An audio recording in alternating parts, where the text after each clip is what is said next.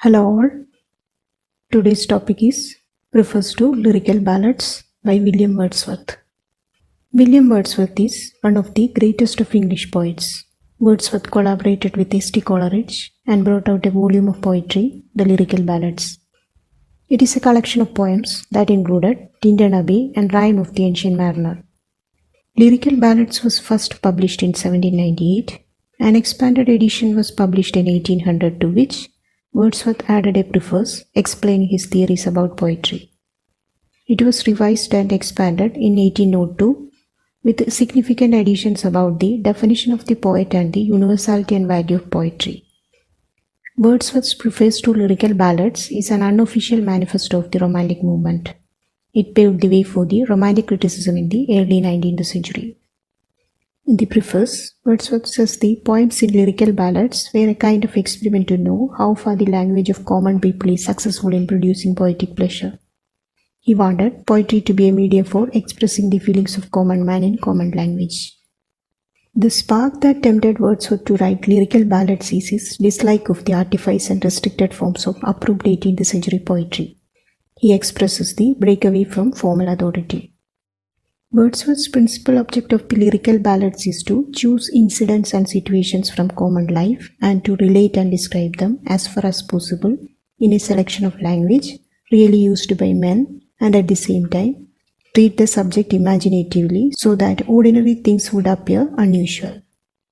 For Wordsworth, poetry is not a matter of rules and regulations. It is not just an intellectual activity. According to him, all good poetry is the spontaneous overflow of powerful feelings taking its origin from emotions recollected in tranquility. For him, it is the feeling that matters. He chose humble and rustic life as theme of poems because primary emotions and passions were found in their pure state. Wordsworth considers poet as a man of more than usual organic sensibility, who has more comprehensive soul, greater powers of imagination and thoughts long and deep. He states that a poet should be a man speaking to men. He should use the language of men. The real function of poetry, according to Wordsworth, is to give pleasure, but poetry is not mere entertainment. It is the breath and finer spirit of all knowledge. It is the impassioned expression that is in the countenance of all science. To Wordsworth, poetry is the most philosophical of all writings. The object of poetry is truth, no individual and local, but general and operative. Wordsworth expresses his views on poetic diction. He could not agree with the neoclassical views. He wanted poetry to be a medium for expressing the feelings and aspirations of common man in common language. According to him, there is no essential difference between the language of prose and language of poetry. The difference is only in the use of meter. The use of meter makes poetry more exciting. His poetic diction is devoid of personifications of abstract ideas, phrases, antitheses, and similar devices.